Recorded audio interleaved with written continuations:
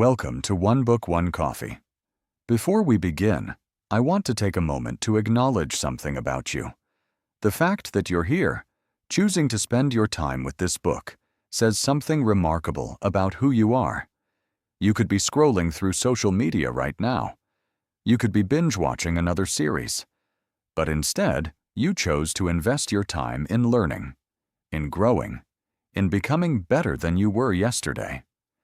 That decision alone separates you from the crowd, and I mean that sincerely.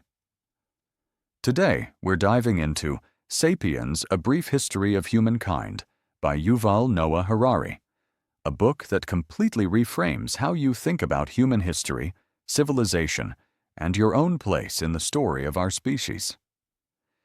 This isn't a dry textbook. It's a sweeping, provocative, and often uncomfortable look at how a relatively unremarkable ape came to dominate the entire planet. This book has been recommended by Barack Obama, Bill Gates, and Mark Zuckerberg. It's been translated into more than 65 languages and has sold over 25 million copies worldwide. There's a reason it keeps showing up on every must-read list. It genuinely changes the way you see the world. Yuval Noah Harari is an Israeli historian and professor at the Hebrew University of Jerusalem. He specializes in world history and macro-historical processes. When he first developed the material for Sapiens, it was actually a series of lectures for his undergraduate students. The lectures became so popular that they eventually grew into this book, published in Hebrew in 2011, and then in English in 2014. The rest, as they say, is history, quite literally. Now, a quick note before we dive in. This is a detailed, chapter-by-chapter walkthrough, so it's going to be a longer session. Take your time with it. There's no rush. If you need to step away, save this video to your watch later, or forward the link to yourself on WhatsApp, or wherever you keep things handy, so you can pick up right where you left off whenever you're ready. So grab your coffee, settle in, and let's walk through this book together, chapter by chapter, idea by idea.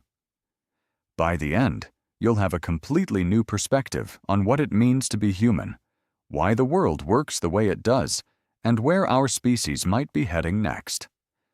Let's begin. You know, when people talk about human evolution, they usually focus on the big milestones: walking upright, using tools, discovering fire. But here's something that might surprise you. For the vast majority of our species' existence, we were absolutely nothing special. I'm talking about 70,000 years ago, when Homo sapiens was just another human species wandering around East Africa, completely unremarkable in the grand scheme of things. Picture this scene. Earth is home to at least 6 different human species. There's us, Homo sapiens, but we're sharing the planet with Neanderthals in Europe and Western Asia, Homo erectus in Eastern Asia, and these guys had been successfully surviving for nearly 2 million years, which puts our measly 300,000-year track record into perspective. There were also Homo soloensis in Java, Homo rudolfensis in East Africa, and some others we're still discovering. Now, if you were an alien anthropologist studying Earth back then, you probably wouldn't have bet on Homo sapiens to take over the world. Neanderthals had bigger brains than us and more muscular bodies. They were better adapted to cold climates and had sophisticated tools. Homo erectus had already proven they could survive ice ages, volcanic eruptions, and had even made it out of Africa to colonize huge chunks of Asia. Meanwhile, we sapiens were stuck in a corner of Africa, doing pretty much the same things we'd been doing for tens of thousands of years: hunting, gathering, making the same basic stone tools. So what changed? This is where Yuval Harari introduces us to one of the most fascinating concepts in the book: the cognitive revolution. Somewhere around 70,000 years ago, something extraordinary happened to our species.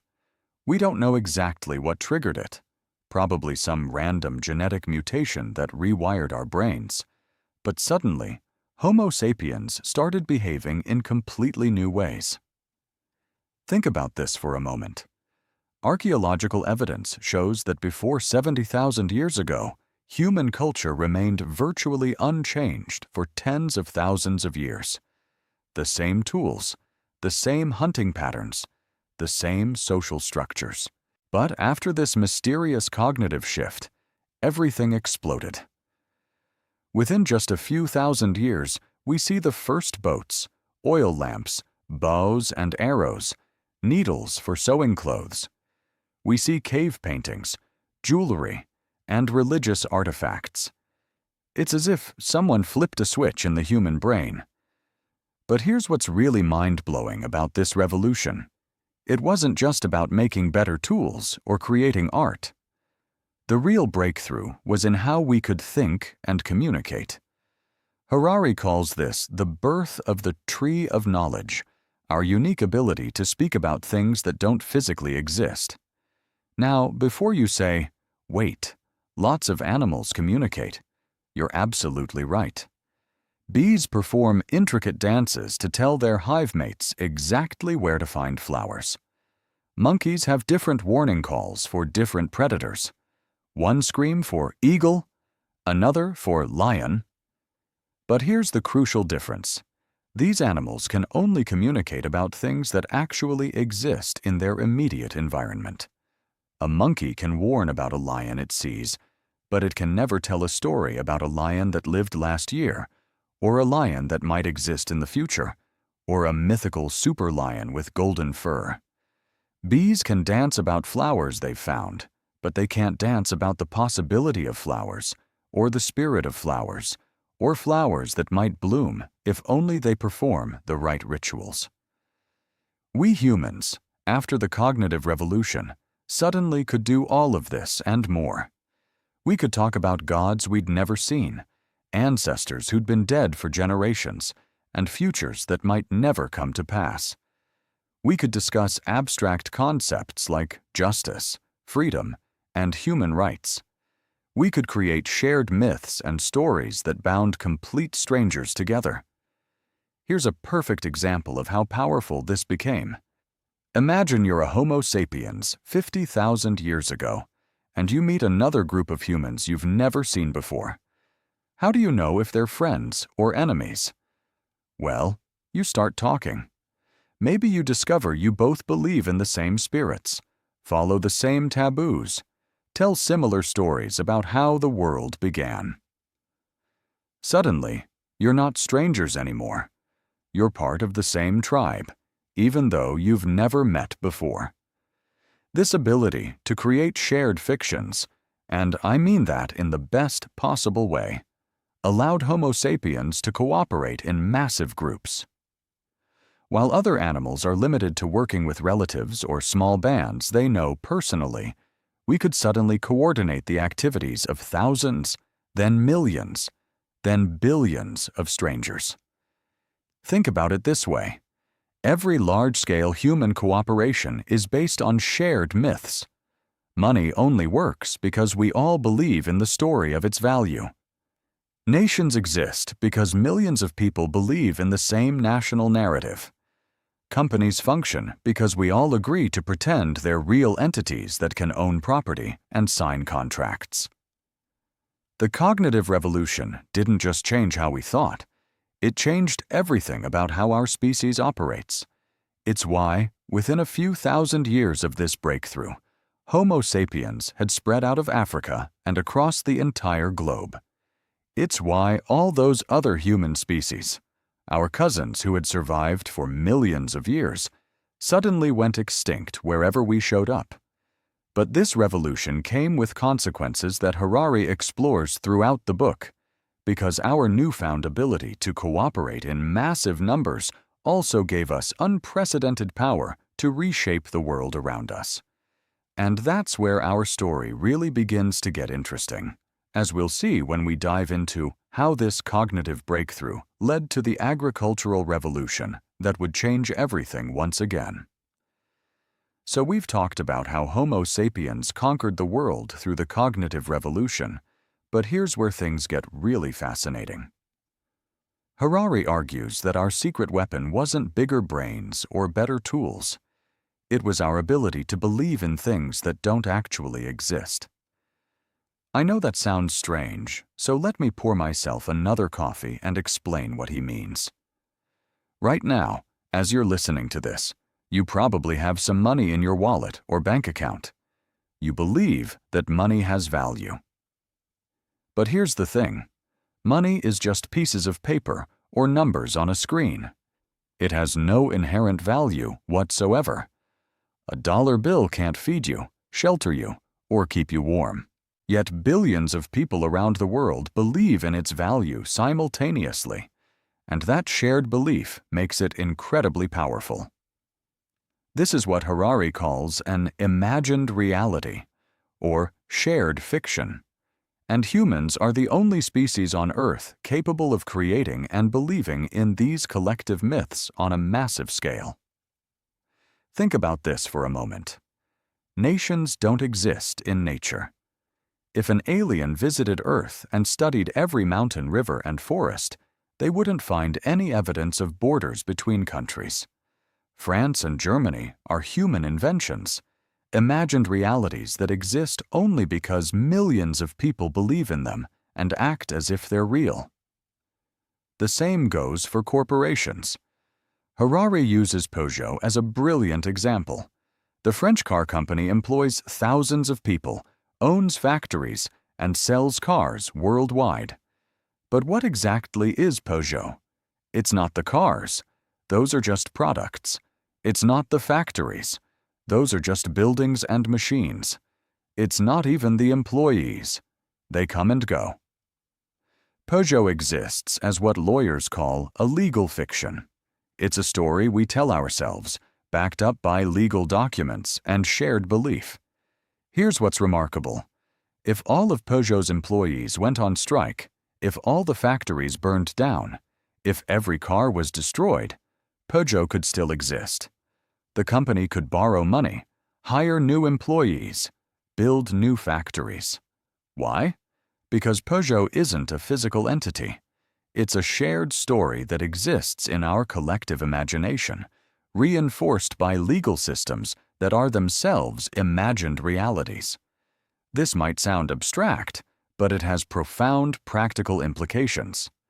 These shared fictions enable something that no other species can achieve: mass cooperation between strangers.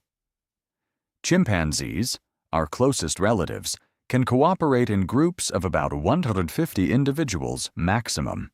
That's roughly the number of chimps who can know each other personally. But humans, we can cooperate in groups of millions, even billions. How is this possible?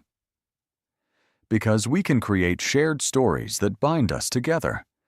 A devout Christian and a devout Muslim might disagree about almost everything, but they can still cooperate in a business venture because they both believe in the fiction of money, contracts, and corporate law.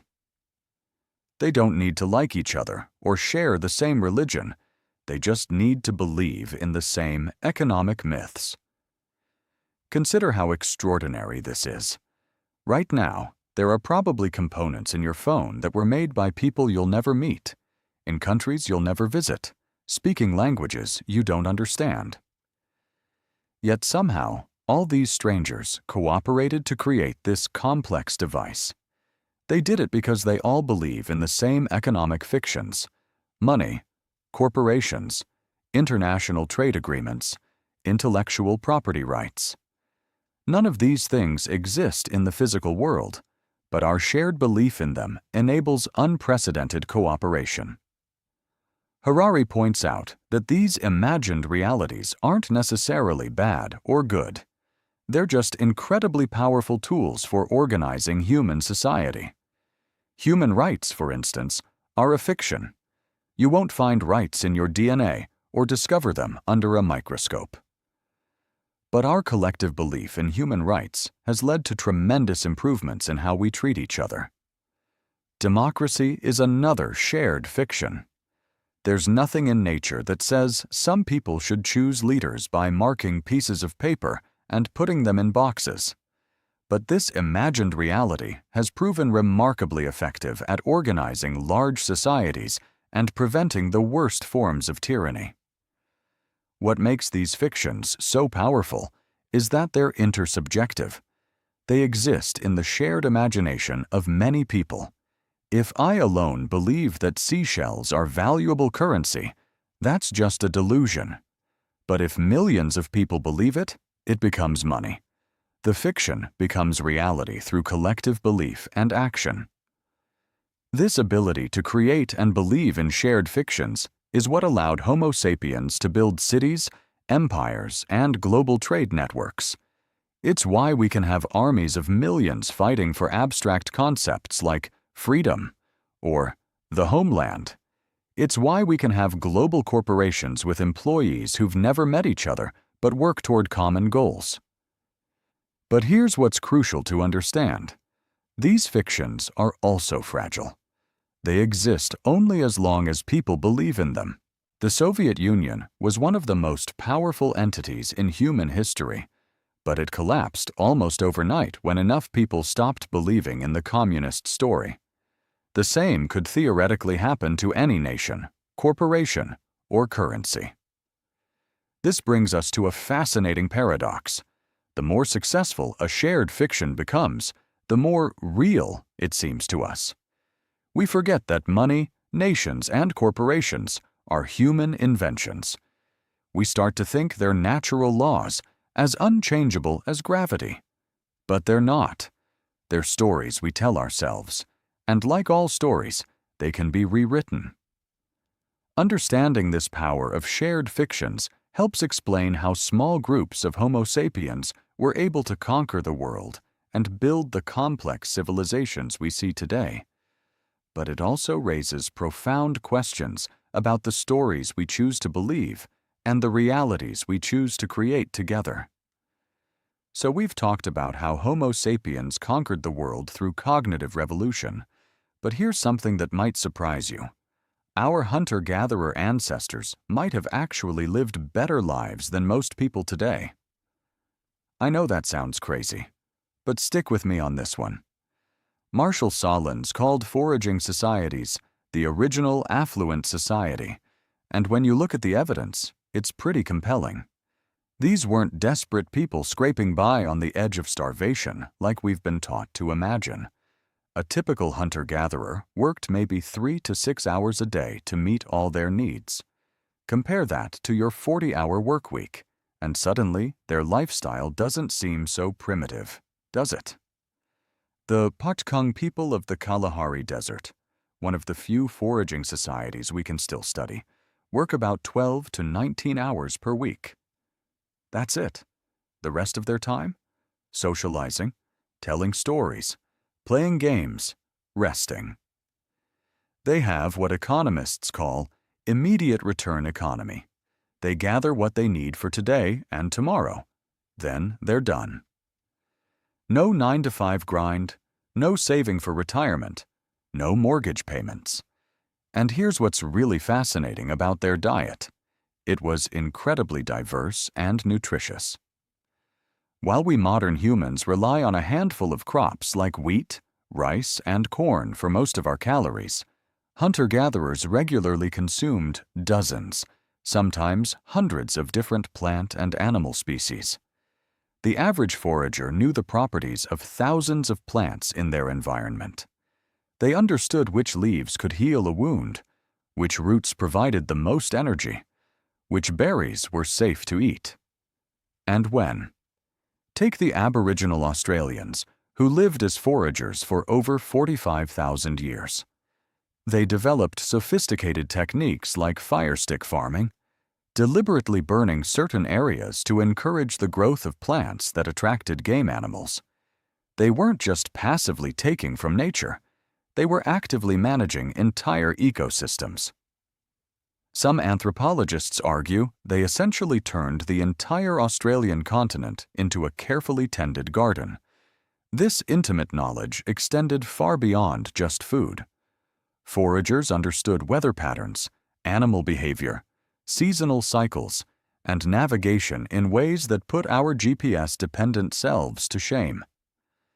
An Inuit hunter could navigate across seemingly featureless Arctic ice by reading subtle wind patterns and snow formations. Aboriginal Australians could find water in the desert by observing the flight patterns of birds and the behavior of insects. But perhaps the biggest difference was their relationship with the natural world.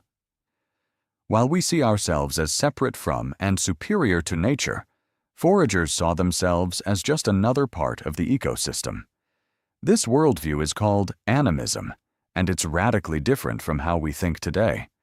In animist thinking, animals, plants, rivers, mountains, even rocks and tools, all have souls, consciousness, personalities. A lion isn't just a collection of muscles and instincts. It's a being with its own thoughts, desires, and social relationships. This meant that hunting wasn't just about killing an animal for food. It involved complex rituals, negotiations with the animal's spirit, and careful attention to maintaining balance in the natural world. Many foraging societies believed they had to ask permission from the animal spirits before hunting, and they had elaborate ceremonies to honor the animals they killed. The variety in foraging lifestyles was enormous. Coastal peoples like those in the Pacific Northwest lived in permanent villages, built elaborate totem poles, and had complex social hierarchies, all while remaining hunter-gatherers. They had such abundant salmon runs and other marine resources that they could support large populations without agriculture. Forest peoples developed completely different techniques, often living in small, highly mobile bands. Plains peoples followed migrating herds across vast distances, reading the landscape like a book we can no longer understand. But here's the tragedy. We know almost nothing about the rich intellectual and spiritual lives of these societies. Think about this. For 300,000 years, humans lived as foragers. That's 95% of our species' existence. Yet we have virtually no record of their stories, their philosophies, their scientific knowledge, their art, their music. It's like having a vast library where 95% of the books have been burned. We can reconstruct some things from archaeological evidence and from studying the few remaining foraging societies, but it's just fragments. We know they created the world's first art, those stunning cave paintings in places like Lascaux and Altamira. We know they developed sophisticated tools, medicines, and technologies. But their songs, their myths, their understanding of human nature and the cosmos, almost all of it is lost forever. There's also this ongoing debate about whether foraging societies were peaceful or violent. Some anthropologists point to evidence of warfare and violence in prehistoric sites. Others argue that large-scale organized violence was rare and that most foraging societies were relatively egalitarian and peaceful. The truth is probably somewhere in between and varied enormously from place to place. What we do know is that foraging societies generally had much less inequality than agricultural societies. Without the ability to accumulate large surpluses, it was harder for individuals to amass significant power over others. Most decisions were made collectively, and leadership was often situational. The best hunter might lead during a hunt, but someone else might lead during a crisis. The health picture is complex too. Yes, foragers faced dangers we don't: injuries from hunting, exposure to elements, no modern medicine. But they also avoided many diseases that plague us today. No diabetes, virtually no heart disease, rare cancers, no obesity. Their varied diet and active lifestyle kept them remarkably healthy when they weren't dealing with acute injuries or infections. So why did these societies eventually give way to agriculture? That's exactly what we need to explore next. Because the transition to farming wasn't the obvious improvement we might think it was. So we've talked about how sapiens developed this incredible ability to cooperate in large groups through shared myths and stories. But here's where things get really interesting, and honestly, a bit uncomfortable. Once our ancestors had this superpower of cooperation, they didn't just stay put in Africa. They went on what Harari calls the flood, a massive wave of migration that would reshape the entire planet. Around 70,000 years ago, small groups of sapiens began trickling out of Africa. Now, this wasn't the first time humans had left the continent. Homo erectus had done it much earlier, and Neanderthals were already living across Europe and parts of Asia. But this time was different.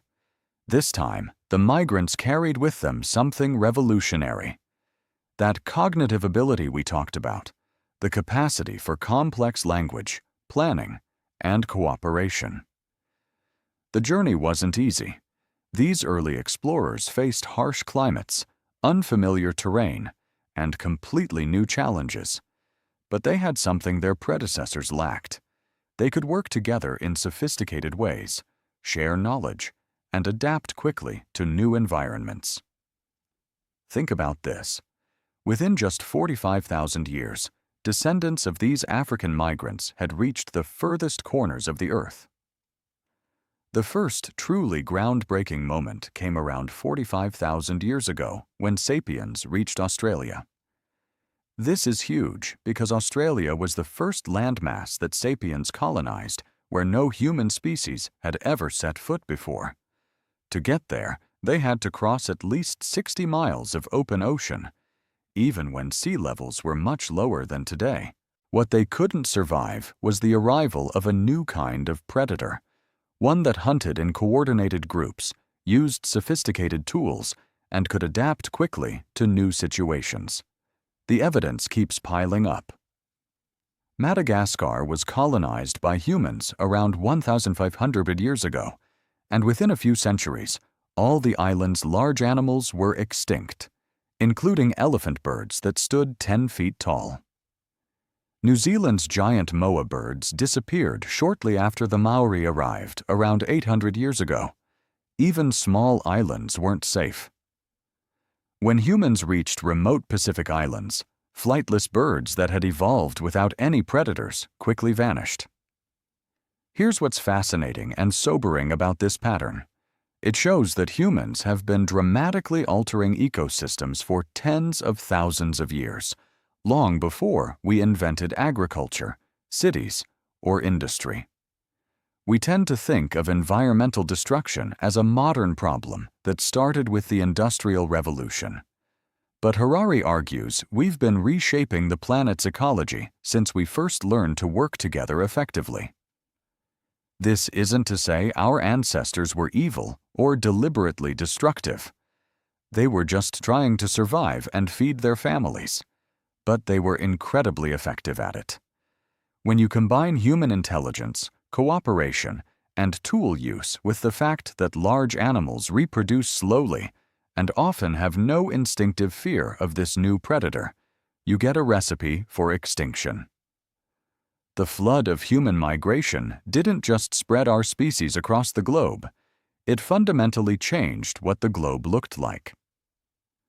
By the time we started developing agriculture, we had already reshaped the world's fauna in ways that still define what we see today. And this transformation of the natural world was just the beginning of humanity's impact on the planet. So we've talked about how sapiens conquered the world through the cognitive revolution, but here's where Harari drops his most controversial bombshell. He calls the agricultural revolution history's biggest fraud. Now, before you spit out your coffee, hear me out on this one. Picture this. It's about 10,000 years ago in a region we now call the Fertile Crescent, roughly where modern-day Iraq, Syria, and Turkey meet. Our ancestors are living as hunter-gatherers, and life isn't too shabby. They work maybe 3 to 6 hours a day to get everything they need. They have varied diets, they're relatively healthy, and they've got plenty of leisure time for storytelling, art, and just hanging out. Then something happens that we've been taught to celebrate as the dawn of civilization. Humans start farming wheat. And here's where Harari flips the script entirely. He argues that wheat didn't serve us. We served wheat. Think about it from the wheat's perspective for a moment. Before agriculture, wheat was just another wild grass growing in small patches across the Middle East. Fast forward a few thousand years, and wheat has conquered vast swaths of the planet, with millions of humans dedicating their entire lives to planting it, watering it, protecting it from pests, and spreading it to new territories. Who really benefited from this relationship? Harari's answer might surprise you.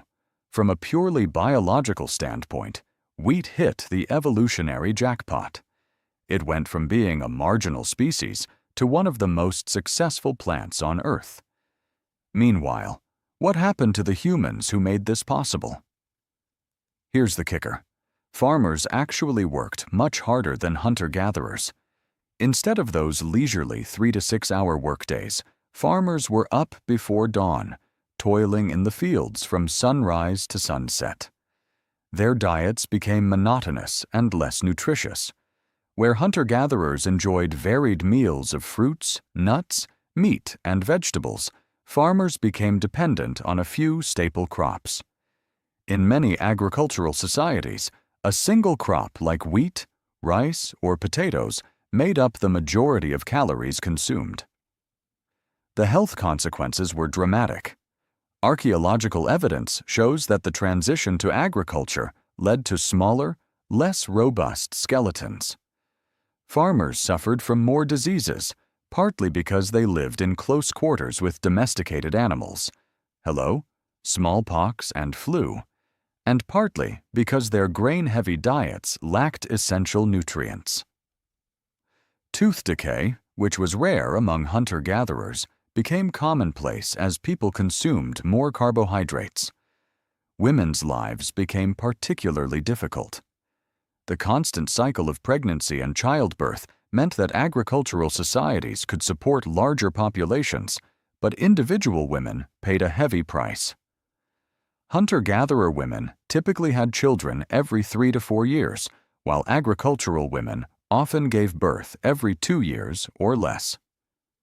So why did this happen? Why did humans voluntarily sign up for what seems like a raw deal? Harari introduces us to one of history's most important concepts, the luxury trap. Here's how it works. Agricultural innovations didn't happen overnight. They developed gradually, and each small step seemed to make life a little easier. Maybe someone noticed that scattered grain grew into new plants. Maybe they started staying near these patches a bit longer during their seasonal migrations. Perhaps they began clearing weeds to help the grain grow better. Each of these steps provided immediate benefits. A more reliable food source meant less uncertainty. The ability to store grain meant better preparation for lean times. But here's the crucial part. Once you start down this path, there's no easy way back. Think about smartphones today. They were supposed to make our lives easier and more convenient. And in many ways, they have. But try giving up your smartphone now. Try navigating without GPS, or staying in touch without instant messaging, or working without email access. What started as a luxury has become a necessity. The same thing happened with agriculture. Once communities started storing grain and staying in one place, their populations began to grow. More food meant more babies survived to adulthood. But larger populations required even more intensive farming to feed everyone. Villages turned into towns, towns into cities. Complex social hierarchies emerged to manage these larger groups. Before long, you had kings and priests and armies, all of whom needed to be fed by the farmers. Here's what's fascinating about this process. It was irreversible. A village of 1,000 people couldn't just decide to go back to hunting and gathering. There wasn't enough wild game in the surrounding area to support that many people.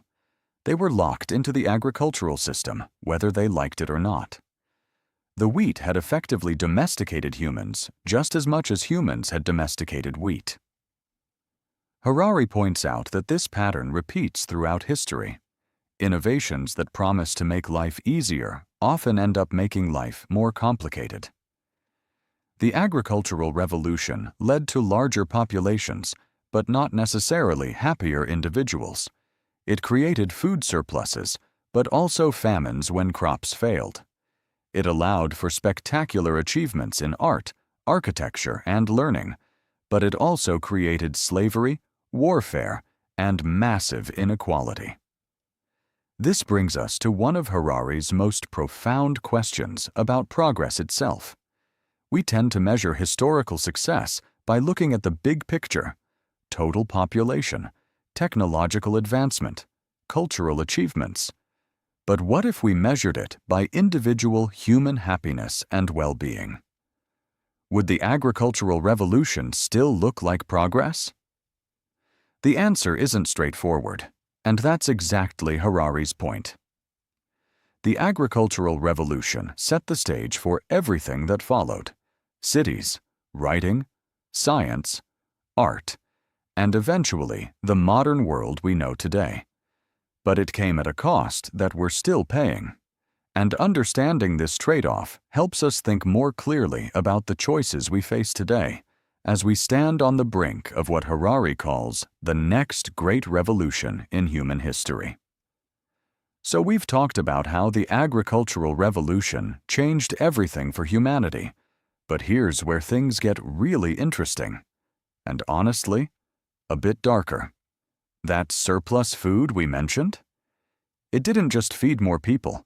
It created something entirely new in human history: permanent inequality. Picture this. You're living in one of those early farming settlements around 8,000 years ago. For the first time ever, not everyone needs to spend their entire day finding food. Some people can focus on making tools, others on organizing trade, and a few start telling everyone else what to do. That surplus grain sitting in those storage pits, it becomes the foundation of power. Here's what's fascinating about this transformation. Those small farming villages of maybe 100 people gradually grew into towns of thousands, then cities of tens of thousands. One of the world's first major cities, housed around 65,000 people by 2000 BCE. But you can't manage 65,000 people the way you'd manage a village where everyone knows everyone else's grandmother. This is where hierarchy becomes not just useful, but absolutely necessary. Think about the logistics alone. Who gets how much grain? Who decides when to plant? Who settles disputes between families? You need administrators, judges, and yes, rulers. And these people? They need to eat too, even though they're not farming. So they get a cut of that surplus. But here's where Harari makes a crucial point that really stuck with me. These early elites didn't just take power, they had to justify it. And this is where writing comes in. Not for poetry or love letters, as romantic as that sounds, but for the most mundane thing imaginable: record-keeping.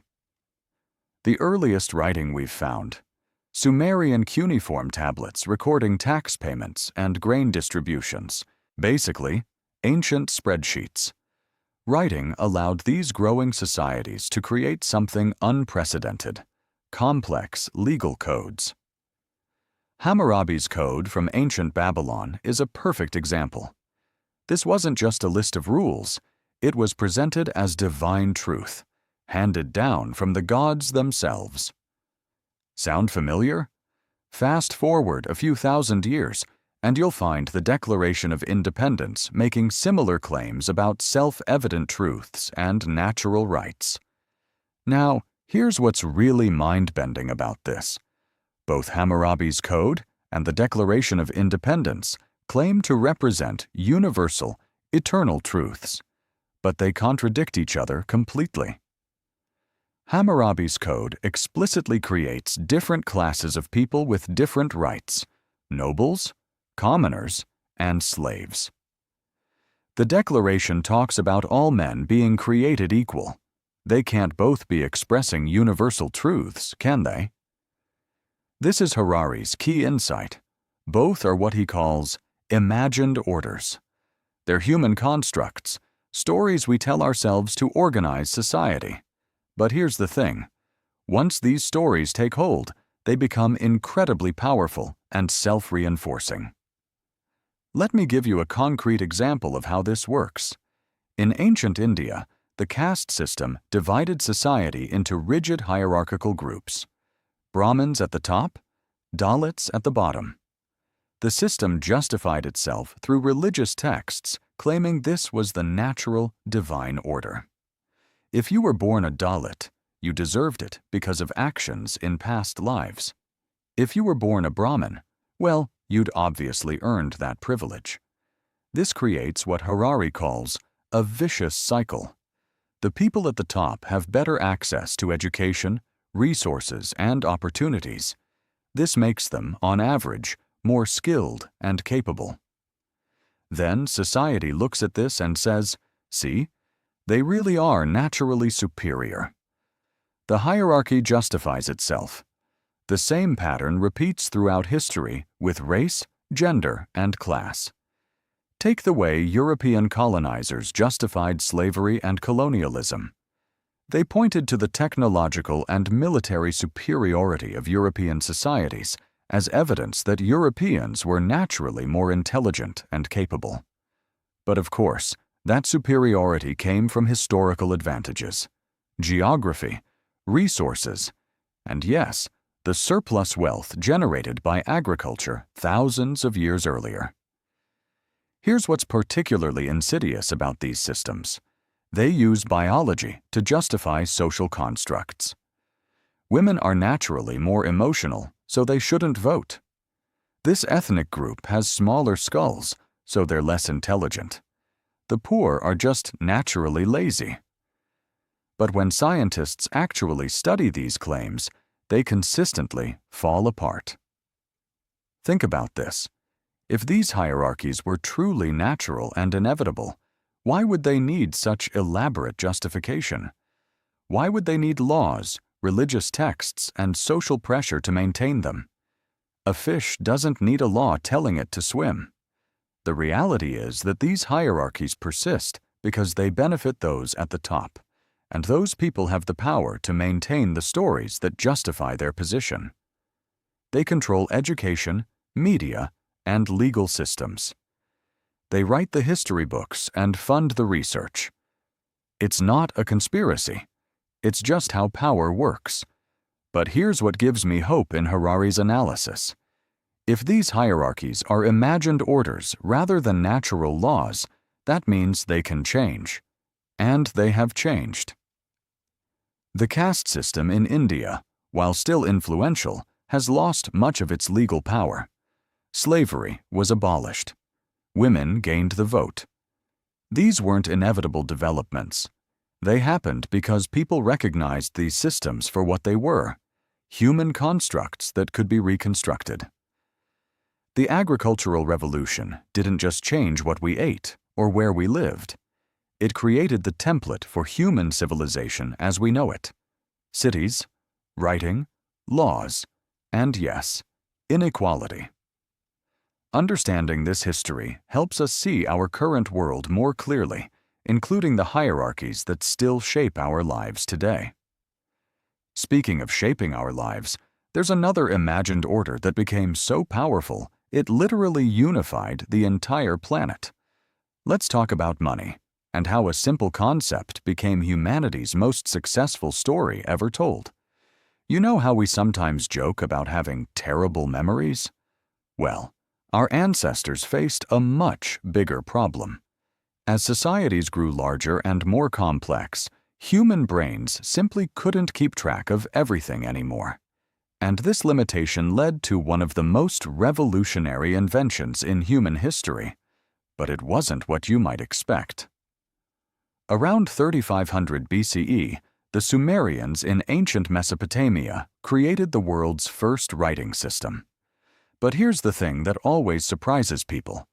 They didn't invent writing to record epic poems or love letters. They invented it to keep track of barley, sheep, and taxes. The very first written documents we've found aren't philosophical treatises or religious texts. They're accounting records. Literally, receipts. Picture this.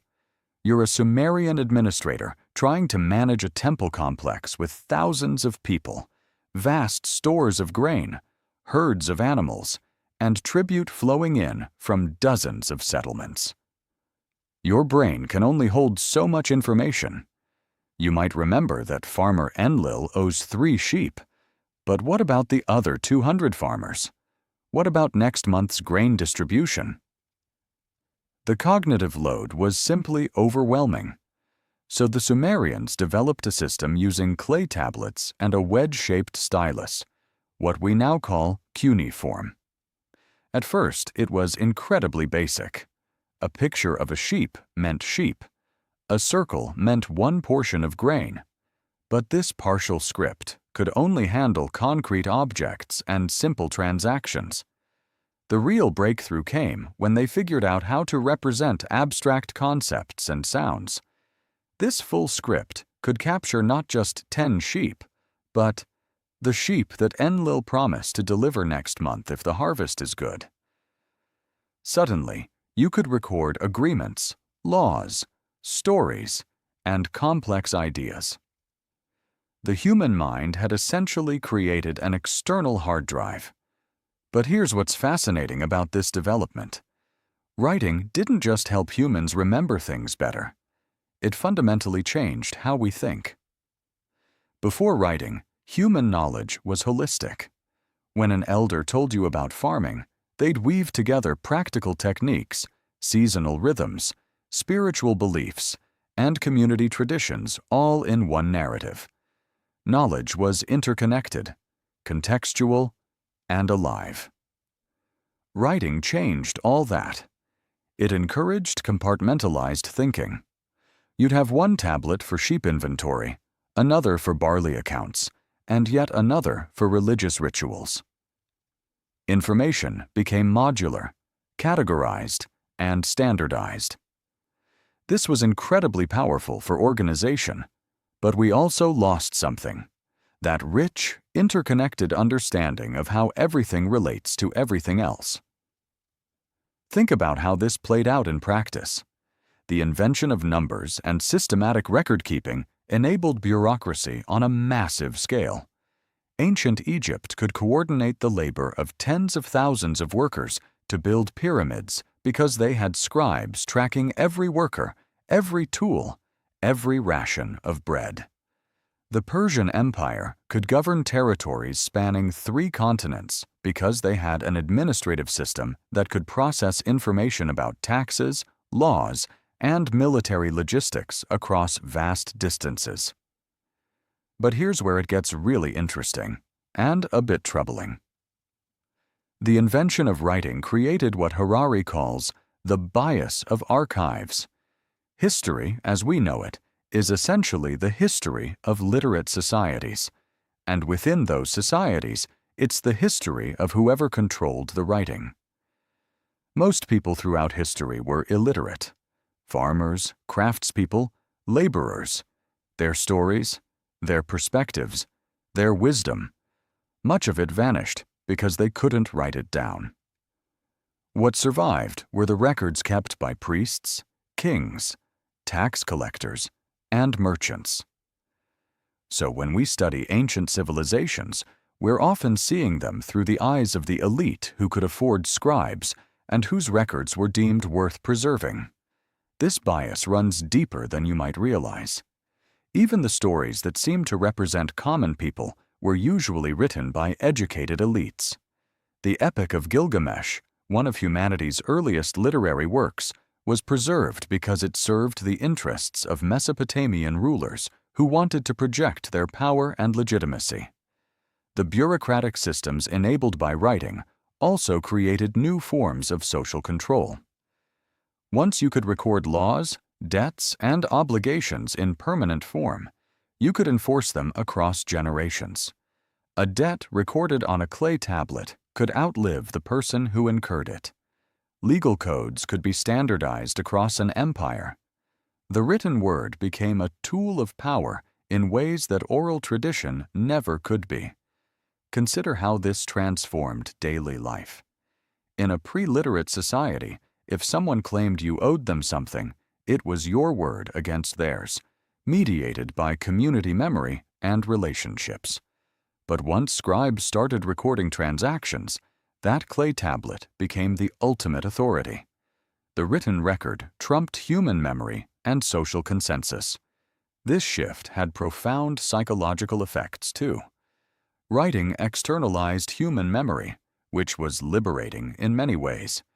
You didn't need to memorize vast amounts of information anymore, but it also made humans dependent on external systems in ways we'd never been before. Lose the tablets, and you lose the knowledge. The Sumerians probably had no idea they were launching a cognitive revolution that would reshape human consciousness itself. They just wanted to keep better track of their sheep and barley. But in solving that practical problem, they created the foundation for complex civilizations, legal systems, literature, science, and ultimately, the modern world. This brings us to another crucial development that emerged alongside writing: the rise of these complex bureaucratic systems and how they began to shape not just how we organize society, but how we understand reality itself. You know, we've been talking about how humans created all these incredible cooperative networks through shared stories and myths. But here's where things get uncomfortable, and Harari doesn't shy away from this. Every single large-scale human society that's ever existed has been built on imagined hierarchies. And when I say every single one, I mean it. There are no exceptions. Think about this for a moment. Whether we're talking about ancient Mesopotamia, medieval Europe, Imperial China, or modern democracies, they all have one thing in common. They're stratified. Some people are at the top, others at the bottom, and most everyone else is somewhere in between. The question Harari poses is simple but profound. Why? Let's start with one of the most rigid examples: India's caste system. For over 2,000 years, Hindu society has been divided into castes, with Brahmins at the top and Dalits at the bottom. According to traditional Hindu texts, this hierarchy isn't just social convention, it's cosmic order. The Brahmins emerged from the mouth of the primordial being Purusha, making them naturally suited for teaching and priesthood. The Kshatriyas came from his arms, destined to be warriors and rulers. The Vaishyas from his thighs became merchants and farmers, and the Shudras from his feet were meant to serve others. But here's what's fascinating, and this is where Harari's analysis gets really sharp. This entire elaborate system, which has shaped the lives of hundreds of millions of people, is completely imagined. There's no biological basis for these divisions. A Brahmin baby and a Dalit baby are genetically indistinguishable. Yet this imagined hierarchy has been so powerful that it's persisted for millennia, determining who can marry whom, what jobs people can hold, even who can draw water from which well. Now, you might think, well, that's just India. That's an extreme case. But Harari shows us that every society has its version of this. Take race in America. The idea that humans can be divided into distinct biological races, white, black, Asian, seems so natural to many people. But genetically speaking, the differences between so-called races are tiny. There's actually more genetic diversity within any racial group than between racial groups. Yet this imagined hierarchy of race has shaped American society for centuries. It justified slavery, segregation, and countless forms of discrimination. and just like the Indian caste system, it created elaborate stories to explain why this hierarchy was natural and inevitable. Slave owners didn't just say, "We're enslaving these people because we can." They created entire pseudo-scientific theories about racial superiority and inferiority.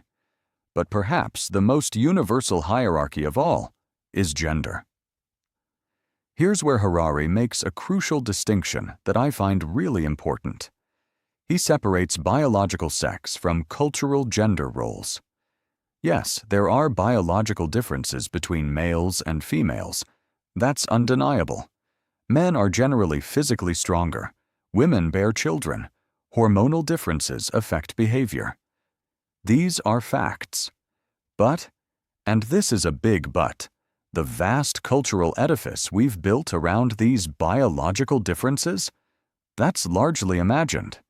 The idea that women are naturally more nurturing, that men are naturally better leaders, that certain jobs or roles are masculine or feminine. These aren't biological facts. They're cultural stories. Think about it this way. In ancient Egypt, men stayed home and wove, while women went to market and conducted business. In Sparta, women owned property and exercised considerable freedom, while men lived in military barracks. In many Native American tribes, women held significant political power. The biological differences between men and women were the same in all these societies, but the cultural meanings attached to those differences varied dramatically. Here's what really gets me about Harari's argument. He's not saying that all hierarchies are equally harmful or that we should somehow eliminate all social structure. What he's pointing out is that most of these hierarchies aren't natural law. They're human creations. And once we understand that, we can start asking different questions. Instead of, "Why are things this way?" we can ask, "How did things become this way? And do we want to keep them this way?" The people at the top of any hierarchy have always been remarkably creative at explaining why they deserve to be there. They use religion. God ordained this order. They use culture. This is just how we've always done things. They use law. It's illegal to challenge this system. They use science, or pseudoscience. Studies show this is natural. They use economics. The market has determined these outcomes. But here's the chicken and egg problem that Harari identifies. Do cultural beliefs about hierarchy reflect biological realities, or do they shape them? Take the old argument that women can't be leaders because they're too emotional. Well, if your society systematically excludes women from leadership roles, provides them with different education, and socializes them differently from birth, then of course you're going to see different outcomes. You've created the very evidence you claim proves your point. It's like saying, "See, I told you that plant couldn't grow," after you've kept it in a dark closet without water.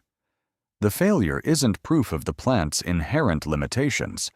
It's proof of the conditions you created. What makes this particularly insidious is how self-reinforcing these systems become.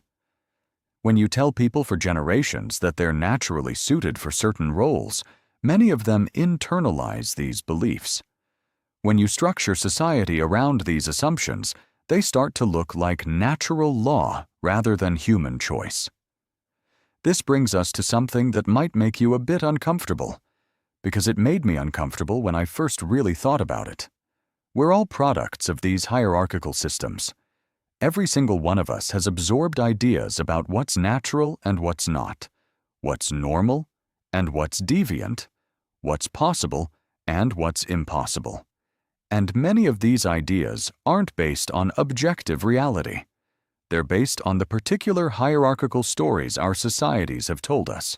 So where does this leave us as we think about cooperation, empire, and the future of humanity? Well, understanding that our hierarchies are largely imagined doesn't make them less real in their effects. but it does open up possibilities we might not have considered before.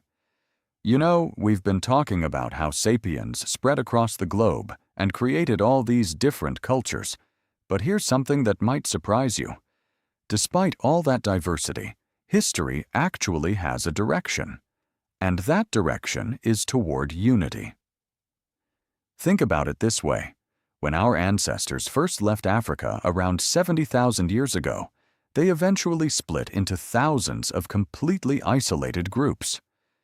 Each developed their own languages, beliefs, customs, and ways of life. A person from ancient Mesopotamia would have had absolutely nothing in common with someone from the Aztec Empire or a tribe in New Guinea.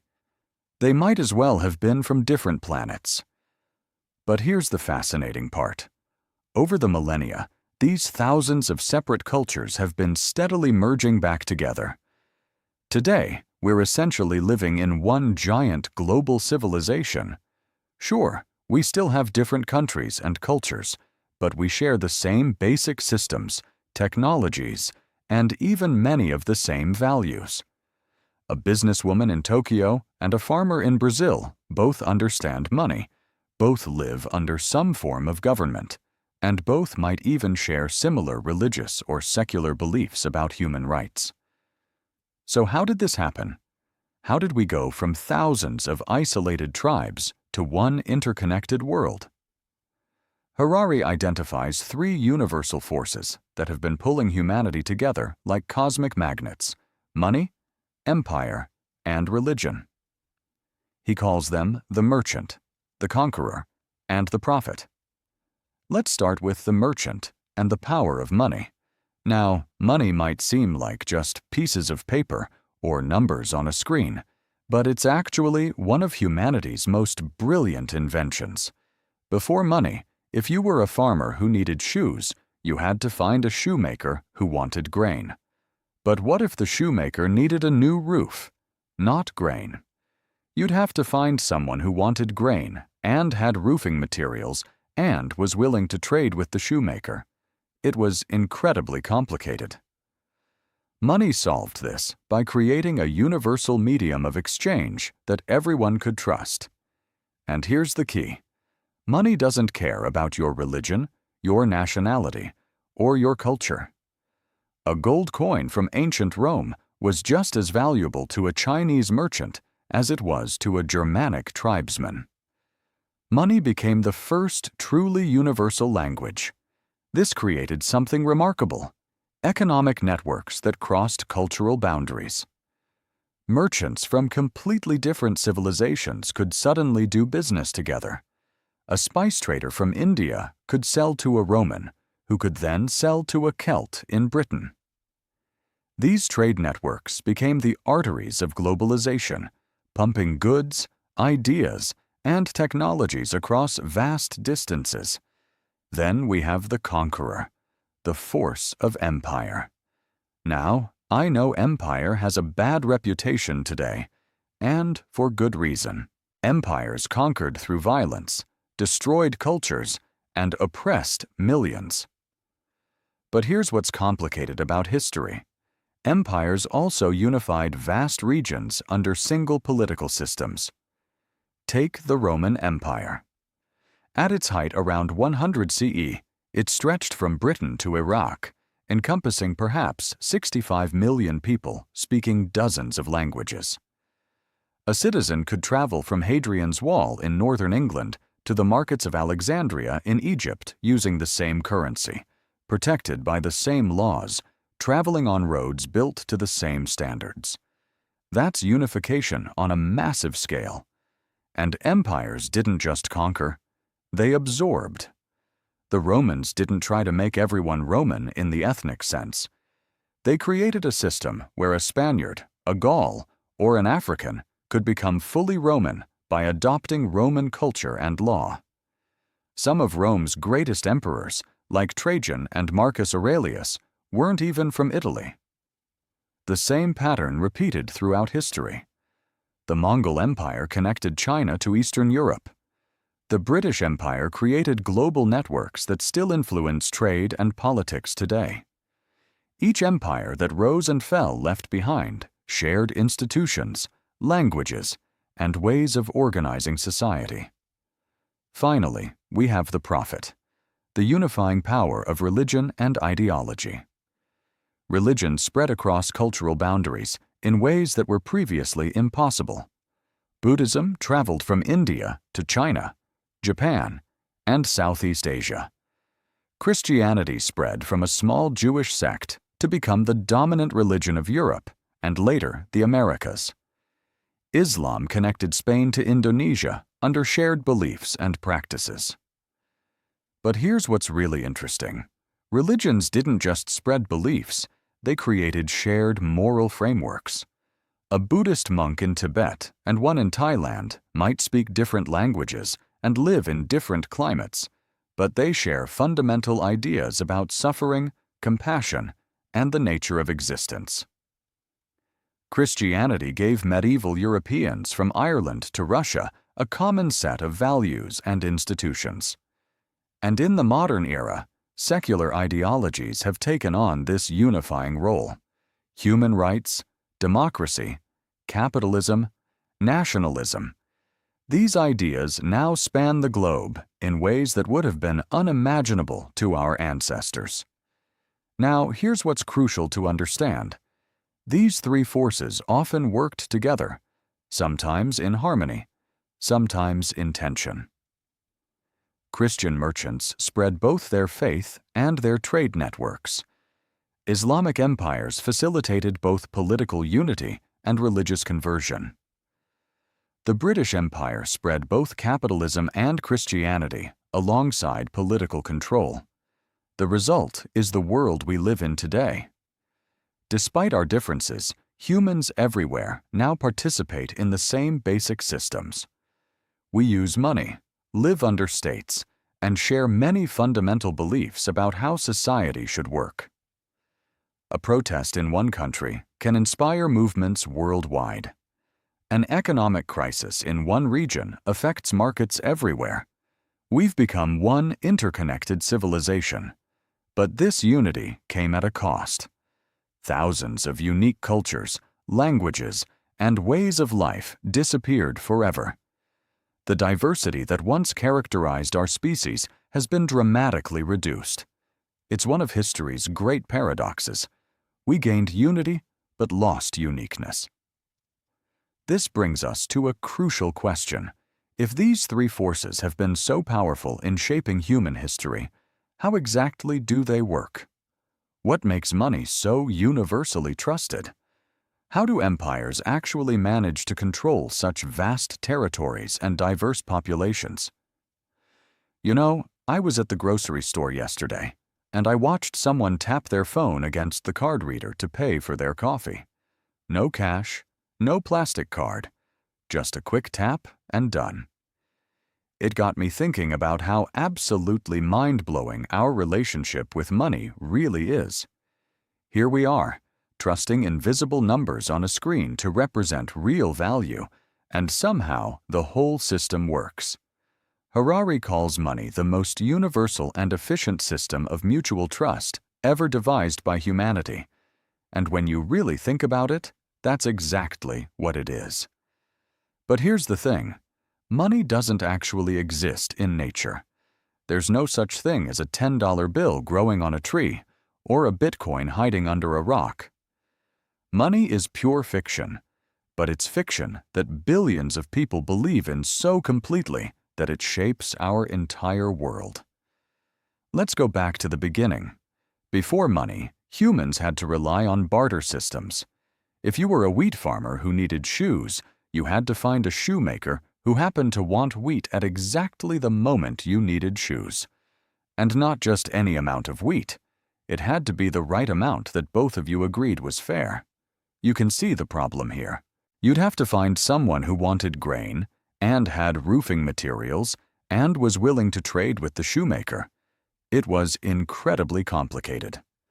Money solved this by creating a universal medium of exchange that everyone could trust. And here's the key. Money doesn't care about your religion, your nationality, or your culture. A gold coin from ancient Rome was just as valuable to a Chinese merchant as it was to a Germanic tribesman. Money became the first truly universal language. This created something remarkable: economic networks that crossed cultural boundaries. Merchants from completely different civilizations could suddenly do business together. A spice trader from India could sell to a Roman, who could then sell to a Celt in Britain. These trade networks became the arteries of globalization, pumping goods, ideas, and technologies across vast distances. Then we have the conqueror, the force of empire.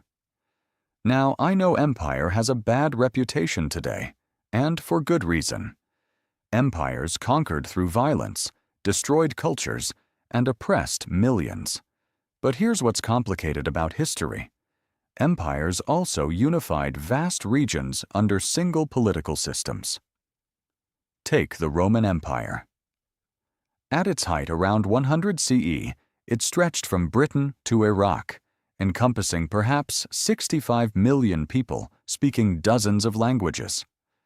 A citizen could travel from Hadrian's Wall in northern England to the markets of Alexandria in Egypt using the same currency, protected by the same laws, traveling on roads built to the same standards. That's unification on a massive scale. And empires didn't just conquer, they absorbed. The Romans didn't try to make everyone Roman in the ethnic sense. They created a system where a Spaniard, a Gaul, or an African could become fully Roman by adopting Roman culture and law. Some of Rome's greatest emperors, like Trajan and Marcus Aurelius, weren't even from Italy. The same pattern repeated throughout history. The Mongol Empire connected China to Eastern Europe. The British Empire created global networks that still influence trade and politics today. Each empire that rose and fell left behind shared institutions, languages, and ways of organizing society. Finally, we have the prophet, the unifying power of religion and ideology. Religions spread across cultural boundaries in ways that were previously impossible. Buddhism traveled from India to China, Japan, and Southeast Asia. Christianity spread from a small Jewish sect to become the dominant religion of Europe and later the Americas. Islam connected Spain to Indonesia under shared beliefs and practices. But here's what's really interesting. Religions didn't just spread beliefs, they created shared moral frameworks. A Buddhist monk in Tibet and one in Thailand might speak different languages and live in different climates, but they share fundamental ideas about suffering, compassion, and the nature of existence. Christianity gave medieval Europeans from Ireland to Russia a common set of values and institutions. And in the modern era, secular ideologies have taken on this unifying role: human rights, democracy, capitalism, nationalism. These ideas now span the globe in ways that would have been unimaginable to our ancestors. Now, here's what's crucial to understand. These three forces often work together, sometimes in harmony, sometimes in tension. Christian merchants spread both their faith and their trade networks. Islamic empires facilitated both political unity and religious conversion. The British Empire spread both capitalism and Christianity alongside political control. The result is the world we live in today. Despite our differences, humans everywhere now participate in the same basic systems. We use money, live under states, and share many fundamental beliefs about how society should work. A protest in one country can inspire movements worldwide. An economic crisis in one region affects markets everywhere. We've become one interconnected civilization. But this unity came at a cost. Thousands of unique cultures, languages, and ways of life disappeared forever. The diversity that once characterized our species has been dramatically reduced. It's one of history's great paradoxes. We gained unity, but lost uniqueness. This brings us to a crucial question. If these three forces have been so powerful in shaping human history, how exactly do they work? Money has become humanity's most successful fictional story.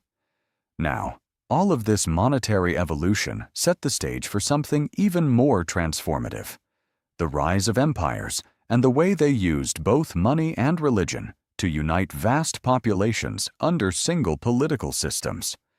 You know, we've been talking about how humans organized themselves into larger and larger groups, but here's something that might surprise you. For most of recorded history, the default political organization wasn't the nation-state we're so familiar with today. It was empire. And when I say most, I mean it. Since around 2500 BCE, the majority of humans have lived under imperial rule. So what exactly makes an empire? It's not just size, though empires are typically huge. The key is diversity. An empire is a political order that rules over a significant number of distinct peoples, each with different cultural identities and separate territories. The Roman Empire didn't just rule Romans, it governed Gauls, Egyptians, Jews, Berbers, and dozens of other groups. The Chinese Empire unified Han Chinese, but also Tibetans, Uyghurs, and Mongols. That's what separates empires from mere kingdoms or city-states. Now, here's where it gets interesting.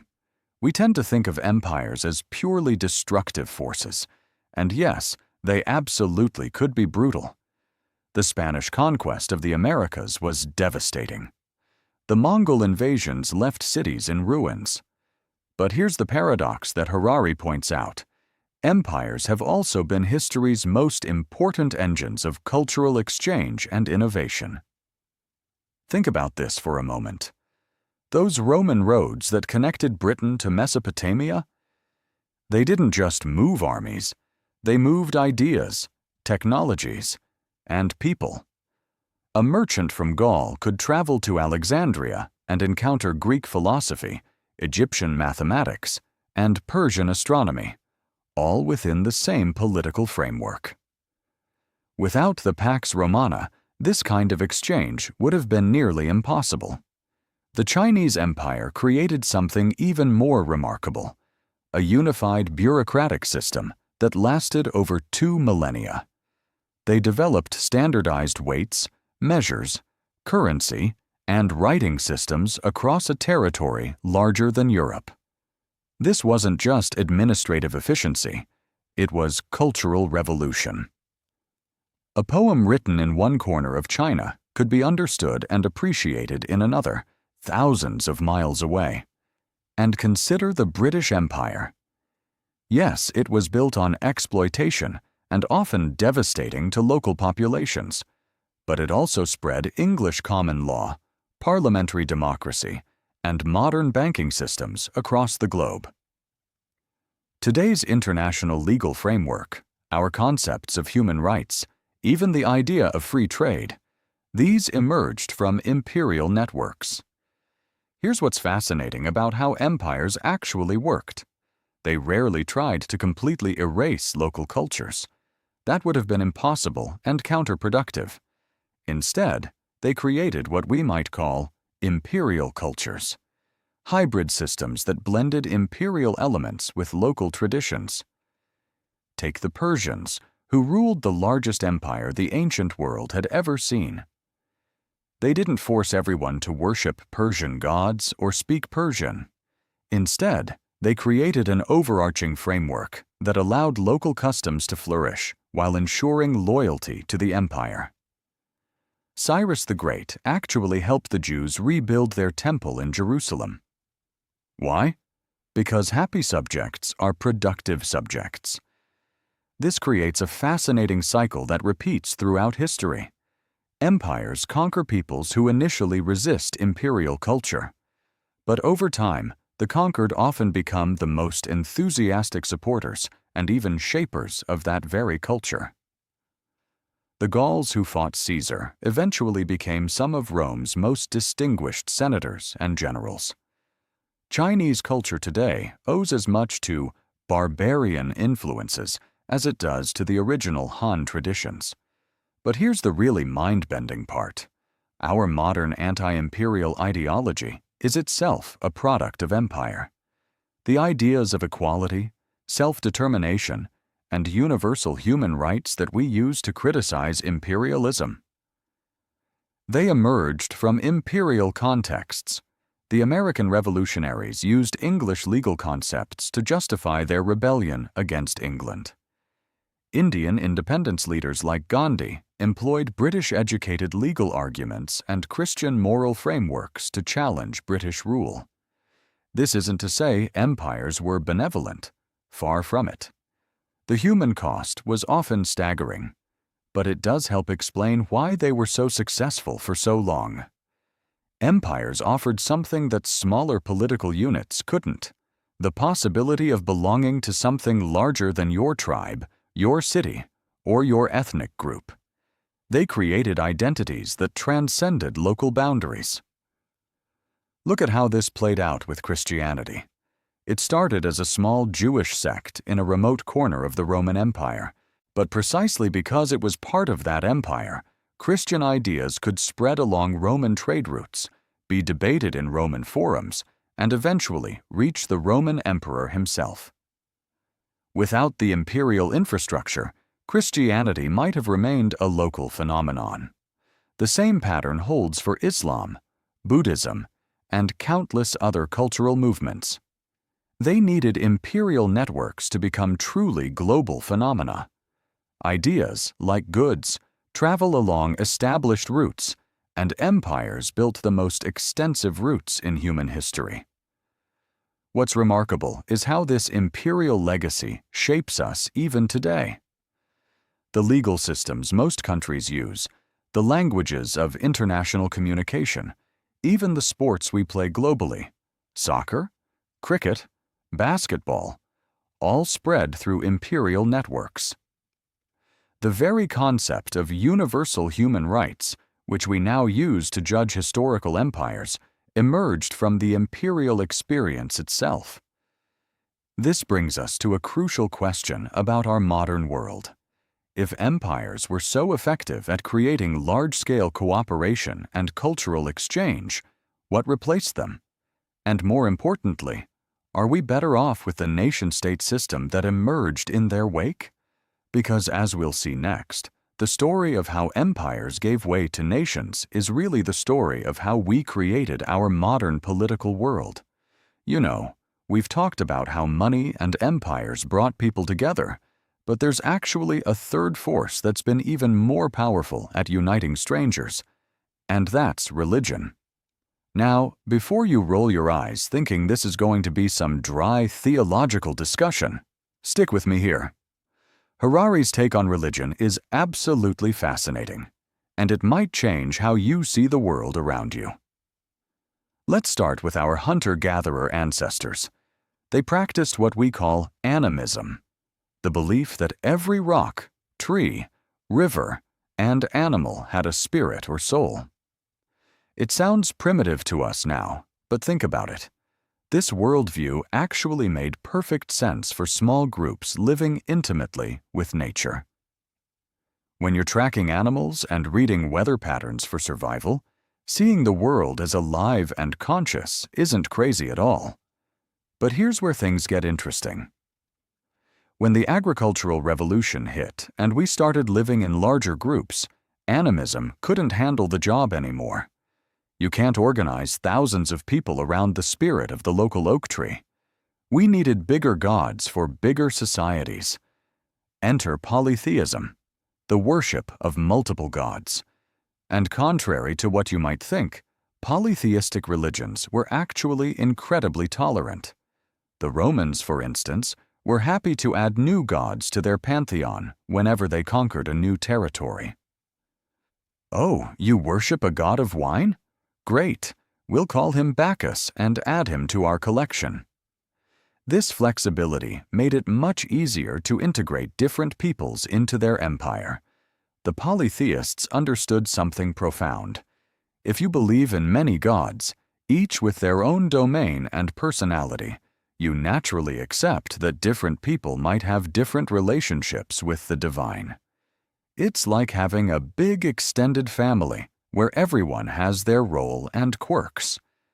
But then came monotheism, and everything changed. Now, this might surprise you, but Harari argues that monotheistic religions were actually less tolerant than their polytheistic predecessors. Think about it. If there's only one true God, and you know what that God wants, then everyone else is simply wrong. This created a missionary zeal that polytheism never had. Christianity spread from a small Jewish sect to encompass the entire Roman Empire in just a few centuries. By 380 CE, it was the empire's official religion. Islam exploded out of the Arabian Peninsula even faster, conquering vast territories from Spain to India in less than a century. These weren't just military conquests. They were ideological revolutions that transformed how hundreds of millions of people understood reality. Here's what's crucial to understand. Religion provided something that money and empires alone couldn't: superhuman legitimacy. When a king says, "God chose me to rule," that's a much more powerful claim than, "I have the biggest army." Religion didn't just unite people, it gave them a cosmic reason to stay united. But Buddhism throws a wrench into our neat categories. Technically, Buddhism isn't even about gods. It's about suffering. The Buddha's central insight was that life is suffering, and suffering comes from craving. The goal isn't to worship a deity, but to escape the cycle of suffering entirely through enlightenment. Yet Buddhism spread across Asia and provided the same unifying function as other religions. It shows us that what we call religion is really about shared stories that give meaning to human existence. Now, here's where Harari gets really provocative. He argues that our modern ideologies are actually religions in disguise. Take the Persians, who ruled the largest empire the ancient world had ever seen. They didn't force everyone to worship Persian gods or speak Persian. Instead, they created an overarching framework that allowed local customs to flourish while ensuring loyalty to the empire. Cyrus the Great actually helped the Jews rebuild their temple in Jerusalem. Why? Because happy subjects are productive subjects. This creates a fascinating cycle that repeats throughout history. Empires conquer peoples who initially resist imperial culture. But over time, the conquered often become the most enthusiastic supporters and even shapers of that very culture. The Gauls who fought Caesar eventually became some of Rome's most distinguished senators and generals. Chinese culture today owes as much to barbarian influences as it does to the original Han traditions. But here's the really mind-bending part. Our modern anti-imperial ideology is itself a product of empire. The ideas of equality, self-determination, and universal human rights that we use to criticize imperialism. They emerged from imperial contexts. The American revolutionaries used English legal concepts to justify their rebellion against England. Indian independence leaders like Gandhi employed British-educated legal arguments and Christian moral frameworks to challenge British rule. This isn't to say empires were benevolent. Far from it. The human cost was often staggering, but it does help explain why they were so successful for so long. Empires offered something that smaller political units couldn't: the possibility of belonging to something larger than your tribe, your city, or your ethnic group. They created identities that transcended local boundaries. Look at how this played out with Christianity. It started as a small Jewish sect in a remote corner of the Roman Empire. But precisely because it was part of that empire, Christian ideas could spread along Roman trade routes, be debated in Roman forums, and eventually reach the Roman emperor himself. Without the imperial infrastructure, Christianity might have remained a local phenomenon. The same pattern holds for Islam, Buddhism, and countless other cultural movements. They needed imperial networks to become truly global phenomena. Ideas, like goods, travel along established routes, and empires built the most extensive routes in human history. What's remarkable is how this imperial legacy shapes us even today. The legal systems most countries use, the languages of international communication, even the sports we play globally, soccer, cricket, basketball, all spread through imperial networks. The very concept of universal human rights, which we now use to judge historical empires, emerged from the imperial experience itself. This brings us to a crucial question about our modern world. If empires were so effective at creating large-scale cooperation and cultural exchange, what replaced them? And more importantly, are we better off with the nation-state system that emerged in their wake? Because, as we'll see next, the story of how empires gave way to nations is really the story of how we created our modern political world. You know, we've talked about how money and empires brought people together, but there's actually a third force that's been even more powerful at uniting strangers, and that's religion. Now, before you roll your eyes thinking this is going to be some dry theological discussion, stick with me here. Harari's take on religion is absolutely fascinating, and it might change how you see the world around you. Let's start with our hunter-gatherer ancestors. They practiced what we call animism, the belief that every rock, tree, river, and animal had a spirit or soul. It sounds primitive to us now, but think about it. This worldview actually made perfect sense for small groups living intimately with nature. When you're tracking animals and reading weather patterns for survival, seeing the world as alive and conscious isn't crazy at all. But here's where things get interesting. When the agricultural revolution hit and we started living in larger groups, animism couldn't handle the job anymore. You can't organize thousands of people around the spirit of the local oak tree. We needed bigger gods for bigger societies. Enter polytheism, the worship of multiple gods. And contrary to what you might think, polytheistic religions were actually incredibly tolerant. The Romans, for instance, were happy to add new gods to their pantheon whenever they conquered a new territory. Oh, you worship a god of wine? Great, we'll call him Bacchus and add him to our collection. This flexibility made it much easier to integrate different peoples into their empire. The polytheists understood something profound. If you believe in many gods, each with their own domain and personality, you naturally accept that different people might have different relationships with the divine. It's like having a big extended family where everyone has their role and quirks.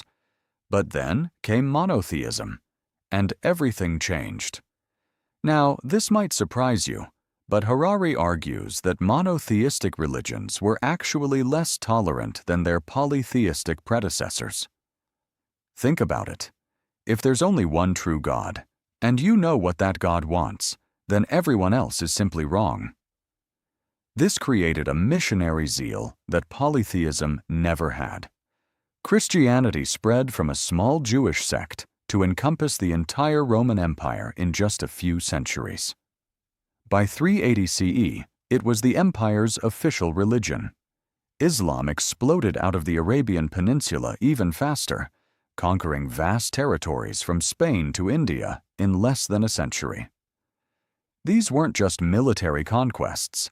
They were ideological revolutions that transformed how hundreds of millions of people understood reality.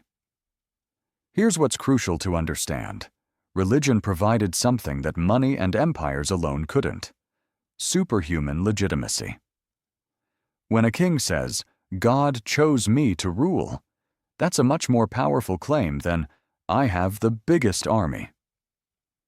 Religion didn't just unite people, it gave them a cosmic reason to stay united. But Buddhism throws a wrench into our neat categories. Technically, Buddhism isn't even about gods. It's about suffering. The Buddha's central insight was that life is suffering, and suffering comes from craving. The goal isn't to worship a deity, but to escape the cycle of suffering entirely through enlightenment. Yet Buddhism spread across Asia and provided the same unifying function as other religions. It shows us that what we call religion is really about shared stories that give meaning to human existence. Now here's where Harari gets really provocative. He argues that our modern ideologies are actually religions in disguise. Take liberalism. It worships the sacred value of individual human rights and freedoms. Communism deifies equality and the working class. And yes, even Nazism was essentially a religion, with its own sacred texts, rituals, and ultimate values.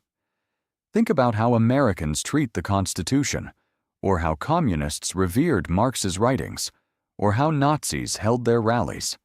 These look an awful lot like religious ceremonies, don't they? The difference isn't that these are rational, while traditional religions are superstitious. They're all belief systems that organize society around shared values that can't be scientifically proven. Consider this. Can you scientifically prove that all humans have equal rights? Can you measure the value of freedom in a laboratory? These are articles of faith, just as much as believing in heaven or reincarnation. But they're incredibly powerful articles of faith that have shaped our entire world. What's remarkable is how these secular religions have actually become more influential than traditional ones. More people today organize their lives around nationalist ideologies or economic theories than around beliefs about gods and afterlives. The Soviet Union was essentially a religious state, complete with sacred texts, prophets, martyrs, and promises of a perfect future. Even capitalism, when you think about it, has religious elements. We have faith that the invisible hand of the market will guide us to prosperity. We trust in economic growth as our salvation. We make sacrifices today for the promise of future rewards. The pattern is always the same. Humans create shared stories that give meaning to their cooperation. Whether we call these stories religion, ideology, or philosophy doesn't really matter. What matters is that they work. They get millions of strangers to trust each other and work together toward common goals. So as we sip our coffee and look around at our modern world, we're not seeing the triumph of reason over religion. We're seeing new religions replacing old ones. The question isn't whether we need these shared stories. Clearly, we do. The question is which stories will shape our future and whether we'll choose them wisely. Speaking of choosing our stories wisely, there's one more revolution that Harari wants us to understand. One that's happening right now and might be the most important of all. You know how we always look back at major historical events and think they were bound to happen? Like Christianity spreading across the Roman Empire, or the rise of Islam, or even something like the fall of the Berlin Wall? Harari has some uncomfortable news for us. We're fooling ourselves. History isn't a neat, predictable story with inevitable outcomes. It's actually chaotic, random, and utterly unpredictable. Let me tell you about one of the most successful ideas in human history: Christianity. Around 30 CE, a Jewish preacher named Jesus was crucified in a remote corner of the Roman Empire. At that moment, if you were a betting person, would you have put money on his followers' message becoming the dominant religion of the most powerful empire in the world? Probably not. There were dozens of mystery religions, philosophical schools, and spiritual movements competing for attention. Some had better funding, more sophisticated theology, or more influential supporters. But here's what happened. Christianity spread like wildfire, not because it was necessarily better or more true than other ideas, but because it had certain characteristics that made it incredibly contagious. Think about this. It promised eternal salvation to everyone, not just the elite. It created tight-knit communities that supported each other. And crucially, it encouraged believers to spread the word. These weren't necessarily the best features from a philosophical standpoint, but they were the most viral. Harari calls this memetics, the idea that concepts and beliefs spread through human culture like biological viruses spread through populations. Just as a virus doesn't care whether it makes you healthier, ideas don't spread because they make us happier or more successful. They spread because they're good at spreading. Consider Islam's expansion in the 7th and 8th centuries. Within 100 years of Muhammad's death, Islamic armies had conquered territories stretching from Spain to Central Asia. Was this inevitable? Not at all. The Byzantine and Persian empires were exhausted from decades of warfare, creating a power vacuum. Arab tribes happened to be unified under a new religious banner at exactly the right moment. Change any number of small factors: a different outcome in a key battle, a plague hitting at the wrong time, a charismatic leader dying young, and world history looks completely different.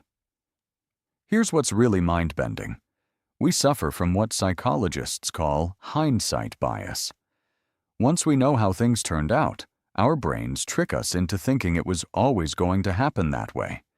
It's like watching a movie for the second time and thinking the plot twists were obvious. But they weren't obvious to people living through those events. The Mongol Empire is another perfect example. In 1200, the Mongols were just another nomadic tribe scraping by in the steppes.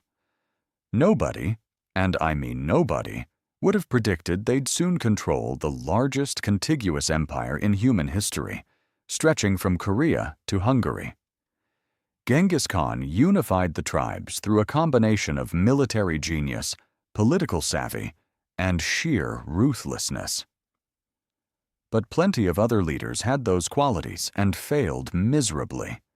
The Mongols succeeded partly through skill, partly through luck, and partly because their particular brand of organized violence happened to be perfectly suited to their historical moment. Now here's where Harari drops a real bombshell. Successful cultures aren't necessarily happy cultures. We tend to assume that if a civilization thrived and spread, it must have been good for the people living in it. But that's not how cultural evolution works. Rome conquered the Mediterranean not because Romans were happier than Greeks or Egyptians, but because Roman culture was better at organizing large-scale military and administrative systems. Think about it this way. The ideas and institutions that survive aren't the ones that maximize human welfare. They're the ones that are best at perpetuating themselves. Medieval Christianity spread rapidly, but was life better for the average peasant under Christian rule than under pagan traditions? That's debatable. What's not debatable is that Christianity was incredibly effective at creating institutions that could survive political upheavals, economic crises, and military defeats. This creates what Harari calls the blind spot of historical study. We focus on the winners, the empires that lasted, the religions that spread, the technologies that caught on. But for every successful idea, there were dozens of alternatives that might have worked just as well, or even better, but got unlucky. We'll never know about the brilliant political systems that were crushed by barbarian invasions, or the philosophical insights that died with their creators, or the technologies that were abandoned for purely accidental reasons. The Protestant Reformation is a fascinating case study here. Martin Luther's 95 Theses weren't particularly revolutionary. Similar criticisms of church corruption had been circulating for centuries. But Luther happened to write at the exact moment when the printing press made rapid distribution possible, when German princes were looking for excuses to break free from papal authority, and when economic changes were creating new social tensions. Change the timing by 50 years in either direction, and Luther might have ended up as a forgotten footnote. This randomness isn't just ancient history. The rise of capitalism, the scientific revolution, the spread of democracy, none of these were inevitable.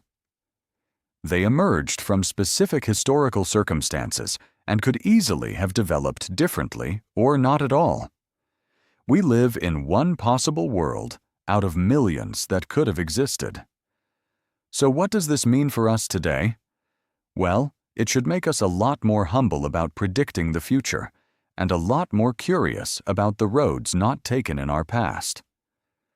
So we've talked about how empires rose and fell, how money became this universal language, and how religions united millions of strangers. But around 1500, something completely different happened that would change everything we thought we knew about knowledge itself. Picture this. For thousands of years, every major civilization believed they already had the answers to life's big questions. Whether you were a Christian scholar in medieval Europe, a Confucian official in China, or an Islamic philosopher in Baghdad, you operated under the same basic assumption. The really important stuff had already been figured out. Your job wasn't to discover new truths, but to study and interpret the wisdom that great thinkers before you had already uncovered. Then came what Harari calls the scientific revolution, and it flipped this entire worldview on its head. The revolutionary breakthrough wasn't any single discovery. It was something much more profound. It was the admission that we don't know things, and that's perfectly okay. In fact, it's the starting point for real learning. This might sound obvious to us now, but think about how radical this was. For the first time in human history, an entire civilization was saying, "You know what? We might be wrong about pretty much everything, and we should actively try to prove ourselves wrong." The Latin phrase became ignoramus. We do not know. Here's what's fascinating about this shift. Medieval European scholars weren't stupid. They had access to ancient Greek texts, Islamic scholarship, all sorts of accumulated knowledge. But when they wanted to understand how the human body worked, they'd study Galen, a Roman physician from the 2nd century. When they wanted to understand physics, they'd turn to Aristotle. The idea of cutting open a fresh corpse to see how things actually worked, or dropping objects from towers to test theories about gravity, that seemed unnecessary, even disrespectful to the wisdom of the ancients. The scientific revolution said, "Forget the authorities, let's look for ourselves." And this created an entirely new feedback loop. Every discovery revealed how much more there was to discover. Every answer generated 10 new questions. Instead of getting closer to complete knowledge, scientists found themselves swimming in an ocean of ignorance, and they loved it. But here's where the story gets really interesting, and where Harari makes a crucial connection that most people miss. Science didn't develop in isolation. It formed this powerful triangle with two other forces, empire and capitalism. European exploration in the 15th and 16th centuries wasn't just about finding new trade routes or spreading Christianity. It was driven by scientific curiosity, married to imperial ambition. When Columbus sailed west, he wasn't just looking for gold and spices. European maps of that era literally had blank spaces marked unknown territories. Compare this to Chinese or Islamic maps from the same period. They showed a complete world where everything important was already mapped and catalogued. Chinese admirals like Zheng He had conducted massive naval expeditions decades before Columbus, with fleets that dwarfed anything Europe could muster. But they weren't looking for unknown continents. They were visiting known places to collect tribute and demonstrate Chinese power. The European mindset was different. They actively sought out the unknown because they'd embraced the idea that there were important things they didn't know yet. And this curiosity had immediate practical payoffs. Better navigation led to better maps. Better maps led to more successful voyages. More successful voyages brought back wealth that funded more research. Think about this feedback loop. Scientific research improved military technology, which enabled imperial expansion, which brought back resources and new knowledge, which funded more scientific research. It's no coincidence that many of the great scientific institutions were funded by imperial governments. The Royal Society in London, founded in 1660, received royal patronage precisely because kings understood that scientific knowledge translated into military and economic advantage. This raises a fascinating question that Harari explores. Why Europe? Why not China, which had superior technology for centuries? Why not the Islamic world, which had preserved and advanced Greek learning when Europe was stumbling through the Dark Ages? The answer seems to be cultural and political. China was unified under a single emperor who saw himself as ruling a complete, perfect system. Innovation was fine, but it should serve to perfect what already existed, not discover entirely new ways of doing things. The Islamic world faced similar constraints. Religious and political authorities had less tolerance for ideas that might challenge established truths. Europe, by contrast, was politically fragmented and intellectually chaotic. No single authority could suppress new ideas completely.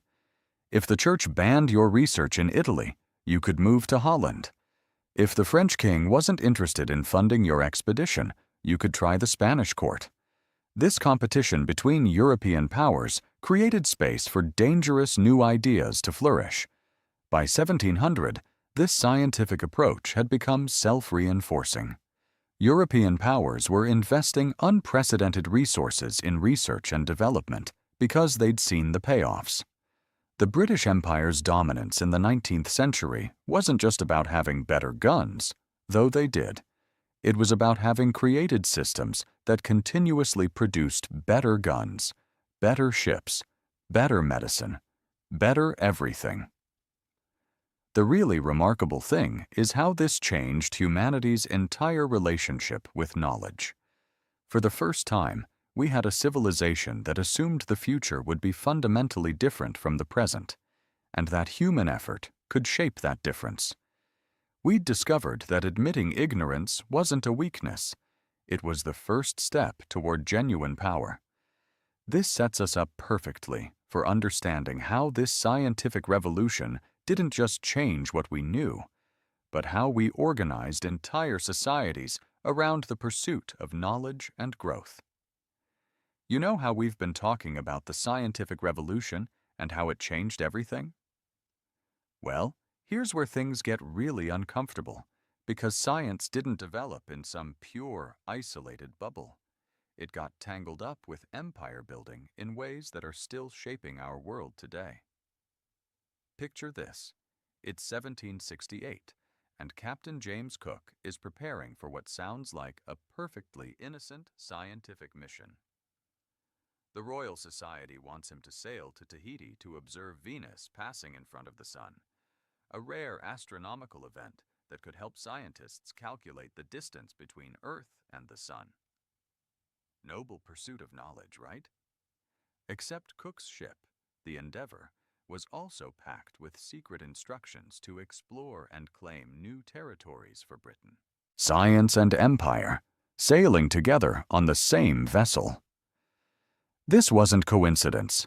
It was the new normal.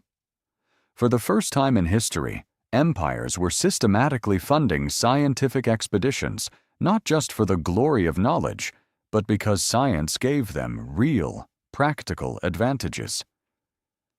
Think about what Cook's voyage actually accomplished. Yes, they observed Venus, but they also mapped the Pacific, cataloged thousands of new species, and claimed Australia for the British crown. One expedition, multiple agendas.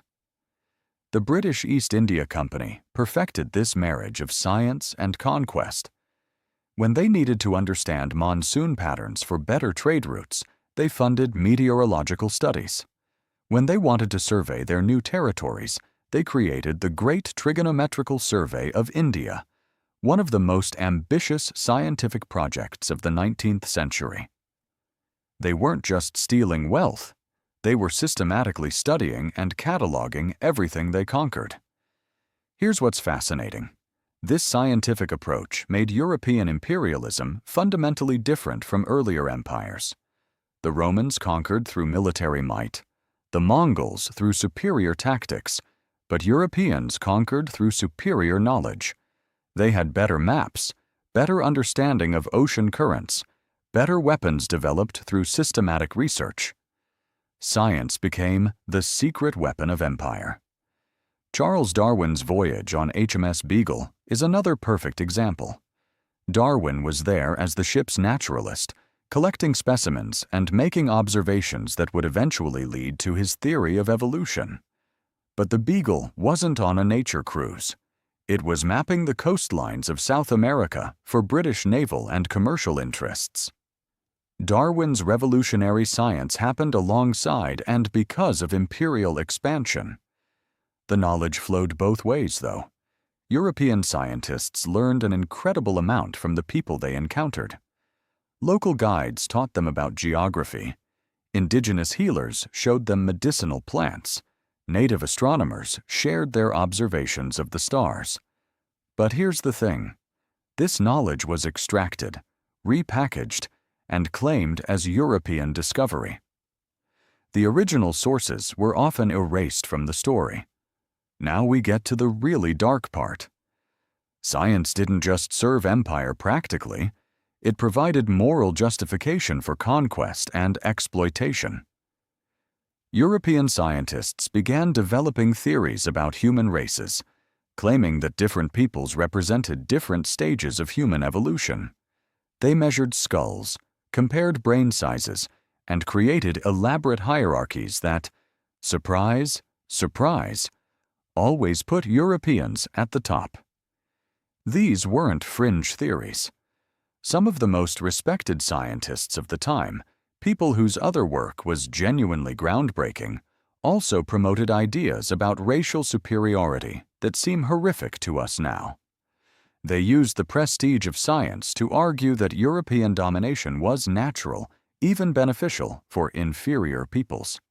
Science became a tool for dehumanization. The numbers tell a brutal story.